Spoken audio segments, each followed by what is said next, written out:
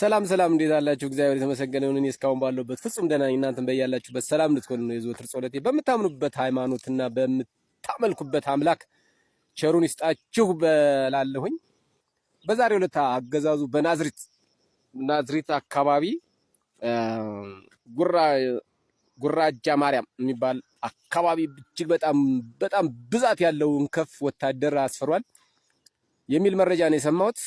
ምክንያቱ ምንድነው ሲባል እዛ አካባቢ ያሉ ሰዎች ሲጠየቁ ወይም ወታደሮች በየሻይ ቤቱ እየገቡ ሲያወሩ እንደሰሙት ከሆነ የነገሩን ከመረጃዬ ማለት ነው፣ ፋኖ በዚህ ኩል ሰብሮ አዲስ አበባ ሊቆጣጠር ይችላል። ስለዚህ በዚህ ኩል መሆን አለባችሁ ተብለን ነው የመጣ ነው የሚል መልስ ነው የመለሱት ወታደሮች።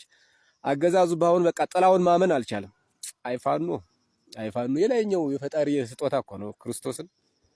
ፋኖ እንደዚህ ነው፣ መብረቅ በቃ ከምንም ነገር ተነስቶ እንደዚህ አገዛዙን ያሽመደመደ፣ በሁሉ ነገር አገዛዙን ያሽመደመደ፣ በህዝብ ግንኙነት፣ በቅቡልነት፣ በኢኮኖሚ፣ በወታደራዊ ብቃት በቃ ፋኖ በዚህ 2 ዓመት ያሰለጠነውን መከላከያ 7 ዓመት ሙሉ አላሰለጠነው።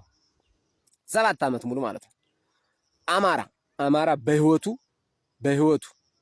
እንዳሁኑ ያለ ትጥቅ አልታጠቀም። አማራ ማለት ነው እጅግ በጣም ግዙፍ የሆነ መሳሪያ ይዟል አማራ በአሁኑ ሰዓት። ስለዚህ የማንም እንከፍ በመጣ ቁጥር ላጥ አድርጎ የአማራ ገበሬ ግንባሩን የሚመታበት ሙሉ ትጥቅ ታጥቋል። ስለዚህ የብርሃኑ ጁላ ወታደር ሰቅዘን ማለት ነው እና ናዝሬት አካባቢ አስፈሯል።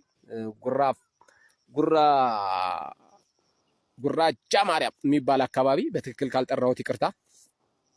እና አስፍሯል መከላከያውን።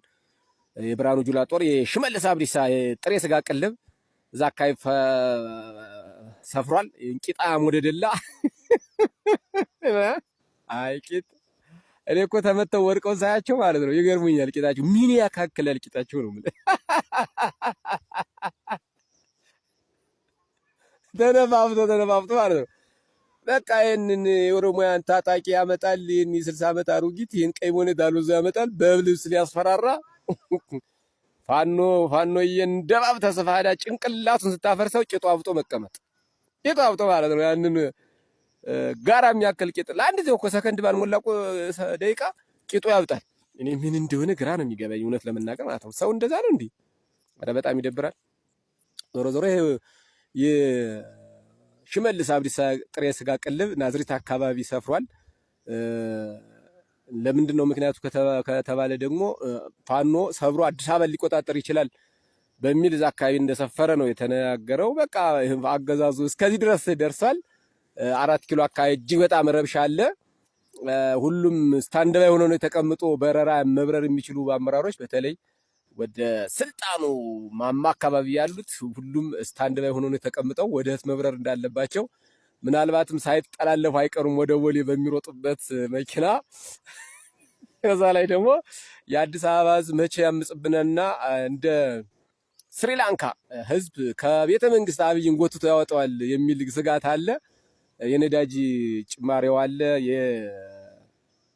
የቤት ክራው ከአቅሙ በላይ ሆኗል። ህዝቡ ከታክሲ ጀምሮ የሽንኩርት ዋጋ በአጠቃላይ በኑሮ የተማረረው የአዲስ አበባ ማህበረሰብ ወይም የአዲስ አበባ ህዝብ ኦሮሞ፣ ወላይታ፣ ከምባታ፣ አገው፣ አማራ፣ ትግሬ ሳይል የጋራ ተጠቃሚነትን ለማምጣት ህዝቡ አንድ ቀን ያምጽብናል ብለው በቃ ተረድተውታል እነሱ። ስለዚህ የት መሄድ እንዳለበት አቅደው ነው የተቀምጠው። ልክ እንደ ስሪላንካ ህዝብ ፋኖ እዚህ ሳይደርስ የአዲስ አበባ ህዝብ ሊያንቀን ይችላል የሚል ጥርጣሬና እጅግ በጣም ስጋት አለባቸው። በእርግጠኝነት ይሄ ነገር መቼ ይሆናል የሚለውን ካልሆነ በስተቀር የአዲስ አበባ ህዝብም እንደዚህ በቀን ግብር እየተጨመረበት በቀን የነዳጅ ዋጋ እየተጨመረ የኑሮ ደረጃ፣ የዳቦ፣ የቤት ክራይ፣ ሌሎችም በቃ በኑሮ ላይ እጅግ በጣም ከፍተኛ የሆነ ውድመትና ስቃይ የሚያሳልፈው የአዲስ አበባ ህዝብ አንድ ቀን ያምጽብናል ብለው ናዝሬት አካባቢ ያስፈረውታል። 2 ዓላማ አለው ነው ያሉኝ። አንደኛው አዲስ አበባ የሆነ ግጭት ቢነሳ ተሎ ለማድረስ ሁለተኛው ደግሞ አንደኛው ፋኖ እዛ ሰብሮ ይገባል፣ ያንን መከላከል ማድረግ አለበት ነው።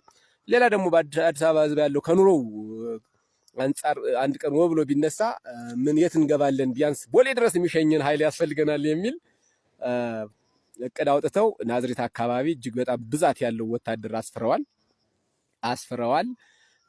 ልክ እንደ ስሪላንካ ህዝቡ ጎትቶ ሊያወጣን ይችላል ከቤተ መንግስት የሚል ሚያው ሚያው የሚል ያገዛዙ ባለስልጣኖች በቃ ዳይፐር በዳይፐር ነው አሉ። በሰሞን የተሆኑ ሁሉም ዳይፐር በዳይፐር ነው አሉ። በቃ ምንም ማድረግ አይቻልም። ጊዜ እንደዚህ ነው። በቃ ጊዜ አይክፋብህ። ከምር እኔ እንደው በህይወቴ ሰው ያጠቃኛል ብዬ አስቤ አላውቅም። ጊዜ ግን በቀለኛ ነው። አዎ ጊዜ የተሰጠህን ጊዜ በአግባቡ ካልተጠቀምክ እና በጊዜ ላይ የምትቀልድ ከሆነ ወይም ጊዜ ሰጠኝ ብለህ ሌሎችን የምትጨቁናቸው ከሆነ ጊዜ በቀለኛ ነው። በራሱ ጊዜ ይበቀልሃል ማለት ነው። ጊዜ በራሱ አዙሮ አንተን ይበቀልሃል ማለት ነው። አብይ ይህን እያደረገ ነው። አመራሮች እጅግ በጣም ስጋት ላይ ነው ያሉ። የአዲስ አበባ ህዝብ መቼ ያምጽብናል የሚል ኃይለኛ የሆነ ስጋት አለባቸው። እንግዲህ አዲስ አበባ በየቀኑ ግብር መጨመር፣ በየቀኑ የቤት ኪራይ መጨመር፣ በየቀኑ የነዳጅ፣ በየቀኑ የጤፍ የእንቁላል ዋጋ እንግዲህ አስቡት። ምናልባት ህፃናቶች እንቁላል የሚለውን ስሙን ራሱ እስከሚጠፋባቸው ድረስ የእንቁላል ዋጋ እንደዛ ሆኖ ጨምሯል። አብይ ደግሞ በከተማው እየዞረ በባስ እየዞረ መንገዱን ይህች መንገድ አፋሯ ስትከላ ምን እንዴት እንደምታምር እዚህ ጋር የሆነች ችግኝ ስንተክል እንዴት እንደሚያምር ከዚህ ጀምሮ እዛ ድረስ የምታዩት የሚያምር ቦታ ነው ምናምን ይላል። በቃ አለ ስራው ገብቶ እኔ ከምር እንደዚህ አይነት ልክስክስ እኔ በህይወቴ እንደው በታሪክም ሰምቼ አላውቅም። በቃ አሁን ይሄ ያንን መንገድ ማስተዋወቅ ያለበት ኦኬ ተሰራን በልና በበጎ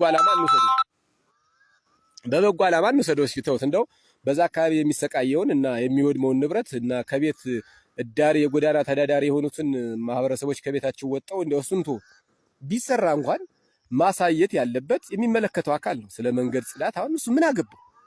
እሱ እኮ የሀገር መሪ ነው። በመኪና ላይ ሆኖ በዚህ ጋር እንደዚህ ነው፣ በዚህ ጋር እንደዚህ ነው እያለ የሚያሳይ ምን አይነት ወራዳ ሰውስ ቢሆን ነው? ስለዚህ አለሙያው ገብቶ በእውነት አብይ ስልጣን የሚገባው ሰው አልነበረም። አንዳንዴ የፈጣሪ ትእዛዝ ሆኖ እንግዲህ ስልጣን ማማ ላይ ቁጭ ብሏል። እኛንም ይህንን ታሪክ ለወደፊት እንድንናገር እድል ሰጥቶናል። በቃ ባጭሩ ይሄን ይመስላል። መልካም ይሆንላችሁ። እስኪ ናዝሬት አካባቢ ያላችሁ ደውሉና ያለውን ሁኔታ ንገሩኝ። አመሰግናለሁ።